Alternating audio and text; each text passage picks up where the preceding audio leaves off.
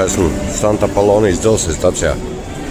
Pats labākais prikols, ka no ārpuses šitien te eko ir tupiks, nu te vilcienu līdz saliem.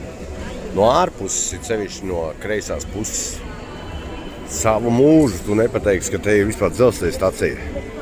Ja karoči nāk no turienes un nezinu, ja, to skaņu dzirdēt nevar, sliežu nav. Nu, ķipā, es saku vispār, te tādu viņi baigi interesanti tā uzbliest. Un no ārpuses arī vēl. No ārpuses tā mājiņš, es saku, viss forši zem jumta, visi tie vilcieni ienāk, visi tie. Un no ārpuses arī vēl stāv blakus pat viņai, tu pat nedzirdi tos vilcienus. Tu vienkārši tā.